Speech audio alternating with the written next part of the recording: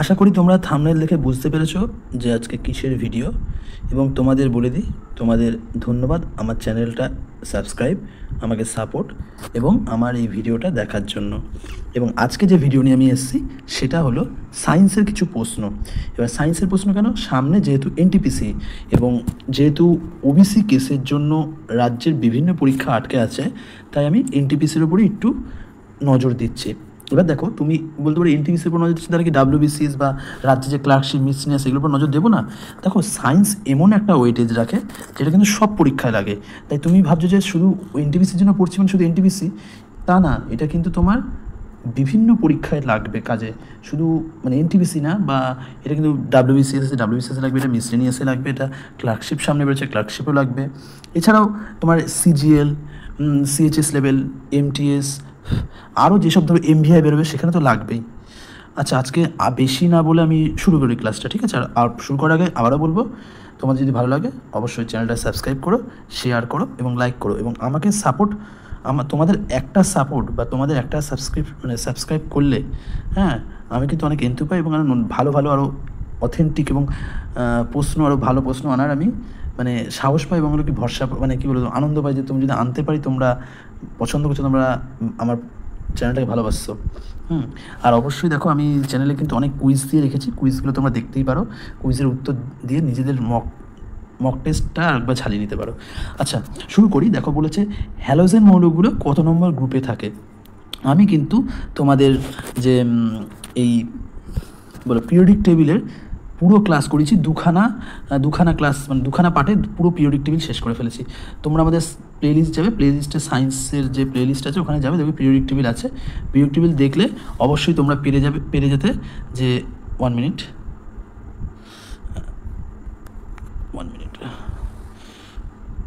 তোমরা পেরে যেতে যে এটা কোনটা উত্তর হবে। এটা কিন্তু গ্রুপ 17 হবে। আমি বলেছিলাম গ্রুপ 17 যদি হয় সেটা কিন্তু হ্যালোজেন মৌলের গ্রুপ। এবং গ্রুপ 16 আমি লিখে দিচ্ছি, দেখো, গ্রুপ 16 হলে সেটা কিন্তু চ্যালকোজেন। হ্যাঁ, চ্যালকোজেন গ্রুপ 16 কিন্তু চ্যালকোজেন মৌলের গ্রুপ। এবং গ্রুপ 15, হ্যাঁ, গ্রুপ 15 কিন্তু এর মধ্যে কিন্তু কী গ্রুপ 15তে ধাতুও থাকে, অধাতুও থাকে এবং ধাতু কল্প।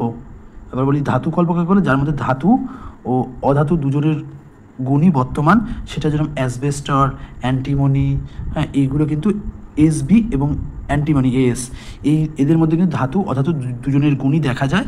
এছাড়াও ধাতুও থাকে এবং অধাতুও থাকে, ঠিক আছে, 15 নম্বর গ্রুপে। বুঝতে পারলে? এইবার যেটা তোমাদের বলবো, এখন শেষ হয়নি, দাঁড়াও। হ্যাঁ, 15 নম্বর গ্রুপ বললাম, 16 নম্বর গ্রুপ চ্যালকোজেন গ্রুপ এবং হ্যালোজেন গ্রুপ, এটাও বললাম।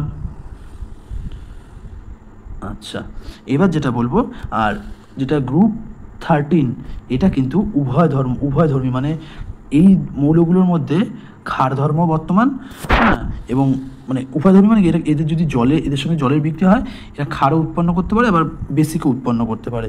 বুঝতে পারলে? এটা হলো উভয়ধর্মী। এবং গ্রুপ, যেটা গ্রুপ 1 মানে প্রথম গ্রুপ, একে বলে অ্যালকাইন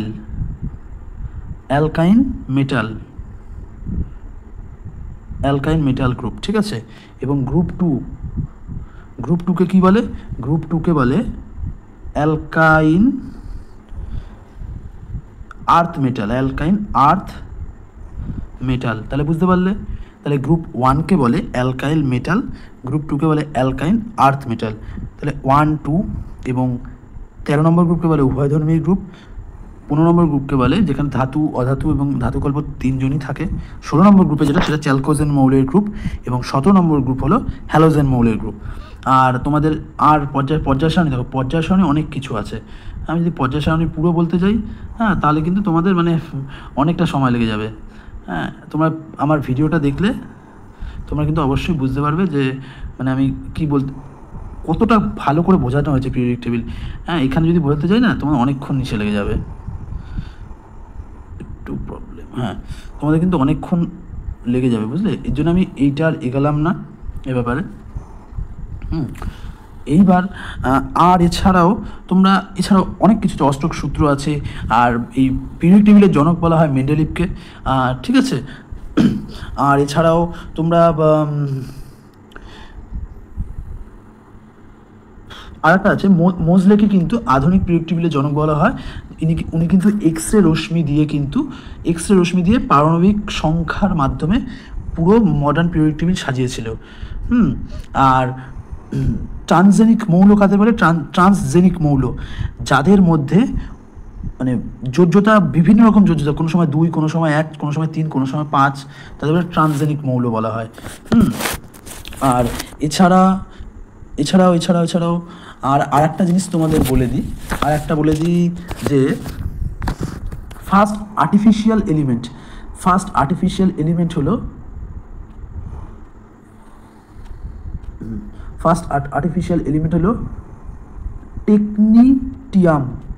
টেকনিটিয়াম টিসি দিয়ে ফার্স্ট আর্টিফিশিয়াল মৌল। এটা কিন্তু গ্রুপ 7 এবং পিরিয়ড 5-এ থাকে।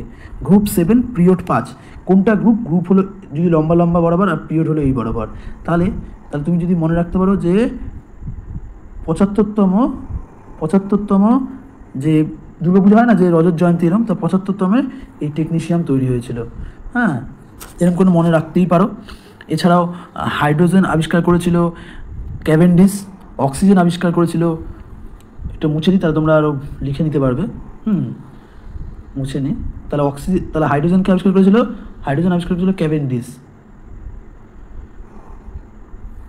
ক্যাভেন্ডিশ। অক্সিজেন আবিষ্কার করেছিল পেস্টেলি, ঠিক আছে। আর হিলিয়াম আবিষ্কার করেছিল জনসেন, জনসেন, ঠিক আছে। আর অন্যান্য যে তোমার যে কী বলবো, এইচই তো একটা নিষ্ক্রিয় গ্যাস বা হ্যালোজেন, ওই নিষ্ক্রিয় গ্যাসের কিন্তু গ্রুপ হলো 18 নম্বর গ্রুপ। এইমাত্র 17 নম্বর গ্রুপ থেকে বলি যে নিষ্ক্রিয় গ্যাসের গ্রুপ হলো 18 নম্বর গ্রুপ। আর এইখানে আরেকটা জিনিস যেটা বলার আছে সেটা হলো অন্যান্য যেসব নিষ্ক্রিয় গ্যাস আছে সেটা কিন্তু উইলিয়াম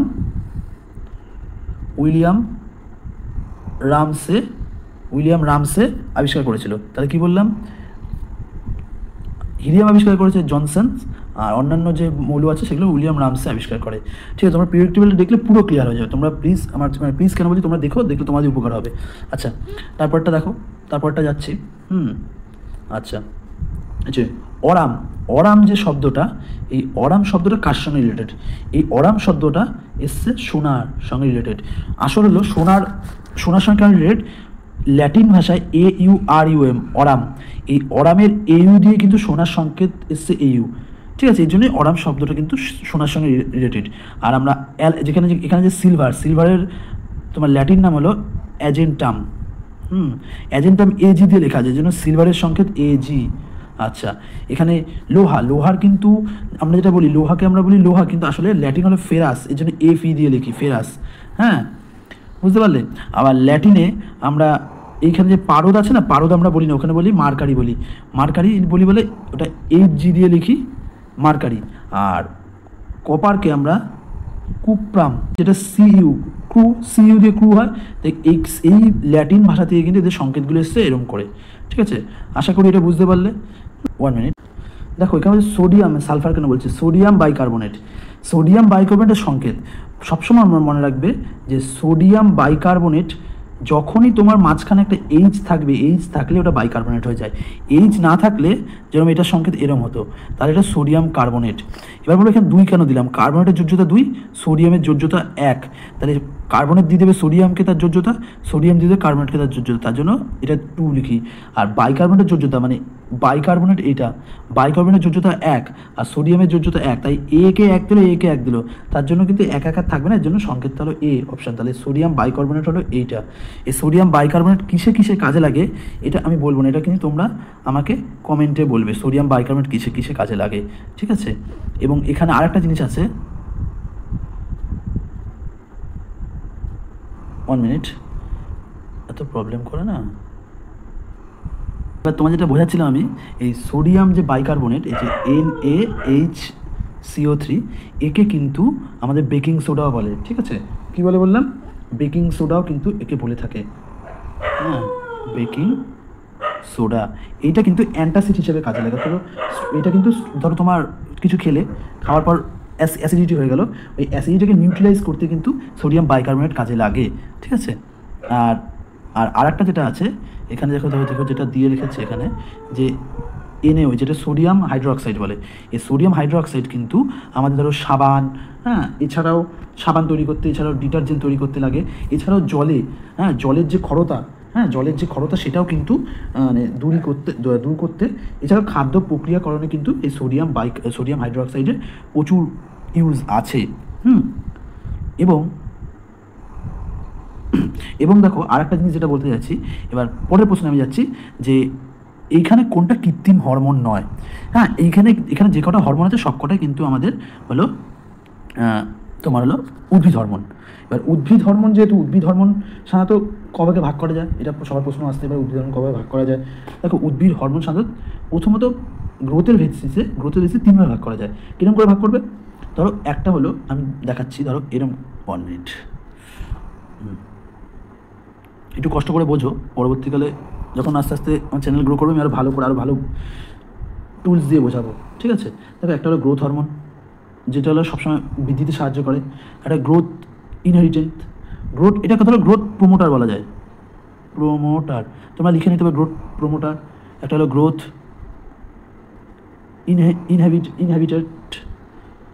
ইনহেবিটার, যেটা গ্রোথে বাধা দেয়। আরেকটা কি গ্রোথ ইনহেবিটারও করে, এটা লিখতে পারছি না জায়গাটায়, এটা গ্রোথ ইনহেবিটারও করে, প্রমোটও করে। 3 নম্বরটা গ্রোথ ইনহেবিটার করে, প্রমোটও করে। এবার চলে আসি প্রথমটা, এরকম করে তোমরা লিখে নাও, হ্যাঁ, এই ছোটো জায়গার মধ্যে আমি লিখছি, তোমরা লিখে নাও। গ্রোথ প্রমোটারের মধ্যে কী কী পড়ে, যেটা গ্রোথ প্রমোট করে? গ্রোথ প্রমোটারের মধ্যে পড়ে হলো অক্সিন। 2 নম্বরে পড়ে জিব্বারেলিন। 3 নম্বরে পড়ে হ্যাঁ সাইটোকাইনিন।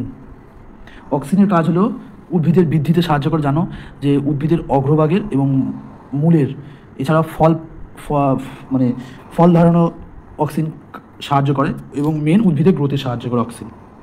জিব্বারেলিন কী করে? জিব্বারেলিন কিন্তু তোমার হলো সুপ্ত যে বীজ আছে, বীজটাকে পরিস্ফুটন করতে সাহায্য করে, বীজ থেকে নতুন একটা গাছ বা নতুন উদ্ভিদের জন্মাতে সাহায্য করে। আর সাইটোকাইনিন কোষ বিভাজনে সাহায্য করে। এই সাইটোকাইনিন কিন্তু ডাবের জলে বা নারকেলের জলে পাওয়া যায়, এটা গ্রোথ হরমোন হয়ে গেল। এবার গ্রোথ ইনহেবিটেন্ট, মানে যেটা গ্রোথে বাধা দেয়, সেটাকে বলে ABA। এর ফুল ফর্ম তুমি জানো কি? ABA ফুল ফর্ম হলো অ্যাবসিসিক অ্যাসিড। কী করে? এটা গ্রোথকে বাধা দেয়, এছাড়াও পাতা ঝরিয়ে দেয়, ফল ঝরিয়ে দেয়। একে কিন্তু ট্রেস হরমোন বলে। কী বললাম? ট্রেস হরমোন কেন বলে সেটাও বলে দিচ্ছি, হ্যাঁ, TRESS, ট্রেস। আমি একটু ভালো করে লিখি,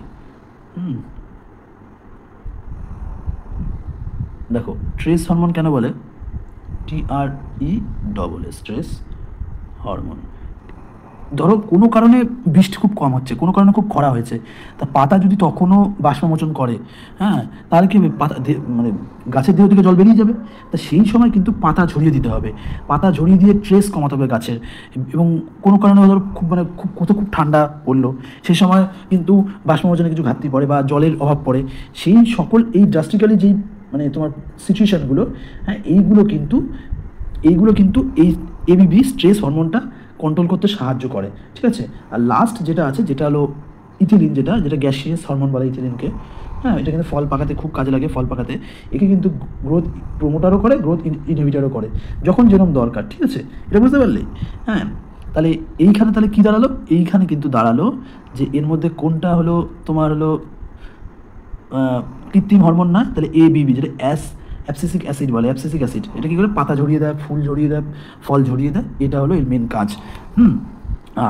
আর লাস্ট আজকের প্রশ্ন, দেখো আমি খুব ছোটো প্রশ্ন নিয়ে আসবো, কিন্তু তোমরা যদি অবশ্যই মানে বুঝতে পারি যে ভালো লাগছে তোমার, তাহলে আর বড় সেশন আনবো। দেখো বলছে RNA এর কাজ কী? তার আগে জানতে হবে যে RNA এর কাজটা জানতে হবে। তার আগে জানতে হবে RNA আমি দেখো RNA এর কাজ বলতে গেলে অনেক বড়, যদি এখন বলি ডিএনএ থেকে কটা ভাগে RNA আসছে, এগুলো বলতে গেলে পাগলের মতো অনেক কিছু বলতে হবে, ঠিক আছে? আমি RNA সাধারণত 4 প্রকার হয়। RNA এটা মনে রাখো, RNA 4 প্রকার। RNA হলো mRNA, ঠিক আছে, একটা tRNA, আর একটা rRNA। এবার বলি mRNA কি? মনে রাখবে M ফর মেসেজ, তাহলে mRNA মেসেঞ্জার RNA। এরা কী করে? এরা জেনেটিক কোড, হ্যাঁ, এরা জেনেটিক কোডটাকে কী করে তোমার জেনেটিক কোড এক জায়গা থেকে আরেক জায়গায় পাঠায়, জেনেটিক কোড এক জায়গা থেকে আরেক জায়গায় পাঠায়, যেটাকে মেসেঞ্জার আরএনএ বলে। আর করে টিআরএনএ কি ট্রান্সফার আরএনএ। এই ট্রান্সফার আরএনএ কী করে, এই ট্রান্সফার আরএনএ কী করে, তোমার ধরো মেন হলো আরএনএর কাজটা পরে বলছি, মেন আরএনএর যে কাজটা সেটার জন্য একটা ইসে পাঠাতে হয়, অ্যামাইনো অ্যাসিড পাঠাতে হয়। অ্যামাইনো অ্যাসিড মানে প্রোটিন, তো অ্যামাইনো অ্যাসিডটা এক জায়গায় একটা রাইবোজোমে পাঠাতে হয়, রাইবোজোমে গেলে আরএনএর কাজটা করতে পারে। সেই যে ট্রান্সফারের কাজটা কিন্তু টিআরএনএ করে, ঠিক আছে। সেই ট্রান্সফারের কাজটা কী করে, টিআরএনএ করে। আর আরআরএনএ, আর ফর রাইবোজোম, হ্যাঁ, তাহলে এই আরআরএনএ কী করে, এরা প্রোটিন সংশ্লেষ করে। মেন এদের কাজ হলো প্রোটিন সংশ্লেষ করা, রাইবোজোমের সঙ্গে থেকে প্রোটিন সংশ্লেষ করা। তাহলে কি আরএনএর কাজ কি, প্রোটিন সংশ্লেষ করা, রাইবোজোম তৈরি করা না, ক্রোমোজোম তৈরি করা না, ডিএনএ তৈরি করা না, ঠিক আছে। আর আরএনএ হলো সিঙ্গেল স্ট্যান্ড হয়, মানে একটাই তন্তু দিয়ে তৈরি। ডিএনএ কিন্তু ডবল তন্তু বা ডবল হেলিক্স। এবার বলি এইখানে নাইট্রোজেন বেস থাকে, আরএনএতে নাইট্রোজেন বেস থাকে। আমি একটু বলেই দিই, তাহলে তোমরা যেরকম হয়তো তোমাদের ভালোই হবে। আরএনএ তখন নাইট্রোজেন বেস থাকে, ঠিক আছে। নাইট্রোজেন বেসের মধ্যে হলো অ্যাডিনিন, অ্যাডিনিনে কে থাকে, হ্যাঁ অ্যাডিনিন আর গুয়ানিন, ঠিক আছে, অ্যাডিনিন গুয়ানিন, ঠিক আছে। আর ওইদিকে কী থাকে, ওইদিকে থাকে হলো সাইটোসিন আর ইউরাসিল। ডিএনএর ক্ষেত্রে ইউরাসিলের বদলে থাকে সাইটোসিন ও থাইমিন, ঠিক আছে। অ্যাডিনিন গুয়ানিন এটা হলো পিরিমিডিন বেস, হ্যাঁ, এটা পিউরিন বেস, আর এটা হলো পিরিমিডিন বেস, ঠিক আছে। এটা যাতে না গোলায়, তাহলে কি বললাম, অ্যাডিনিন গুয়ানিন সাইটোসিন ইউরাসিল। এই ডিএনএর ক্ষেত্রে ইউরাসিলের বদলে থাকে থাইমিন, এটা যাতে মনে থাকে, ঠিক আছে। আর এছাড়া তো আর কিছু ইম্পর্টেন্ট না, আরএনএর এইটুকুনি আছে। এবং তোমাদের যদি ভালো লাগে ভিডিওটা, অবশ্যই তোমরা কিন্তু চ্যানেলটা সাবস্ক্রাইব শেয়ার করো। আমি কিন্তু তোমাদের খুব ভালো লাগে, যে তোমরা তো প্রচুর চাইছো ভিডিও, এরকম বুঝতে পারি, ঠিক আছে। এটা বুঝতে পারলে তো? এখানে আরেকটা জিনিস তোমাদের একটুকুনি মনে পড়লো বলে দিই। আমি একটুকুনি আমার মনে খটকা লাগছিলো যে যেটা কি ভুল বললাম তোমাদের, হ্যাঁ, যেটা বলে দিই। এই যে পিরিমিডিন বললাম না, এই পিরিমিডিন, হ্যাঁ, পিরিমিডিন বেসে কিন্তু কে থাকে, সাইটোসিন আর ইউরাসিল। আর পিউরিন বেসে, ঠিকই বলেছিলাম, পিউরিন বেসে থাকে অ্যাডিনিন আর guanine. A for adenine, G for guanine, এটা কি পিউরিন বেসে, পিউরিন বেসে। আর পিরিমিডিন বেসে থাকে সাইটোসিন ইউরাসিল। ওকে, আজ এইটুকুনি থাকুক। তোমাদের কিন্তু 5টা প্রশ্ন দেখাচ্ছে, তো 5টা প্রশ্ন কিন্তু প্রচুর এখানে প্রশ্ন করেছি। তুমি যদি একবার দেখো, যদি ভিডিওটা পুরো রিক্যাপ করে দেখো, তবে প্রচুর প্রশ্ন করেছি। আজ এইটুকুনি থাকুক। ওকে, বাই। আর অবশ্যই চ্যানেলটা সাবস্ক্রাইব করো, শেয়ার করো, লাইক করো।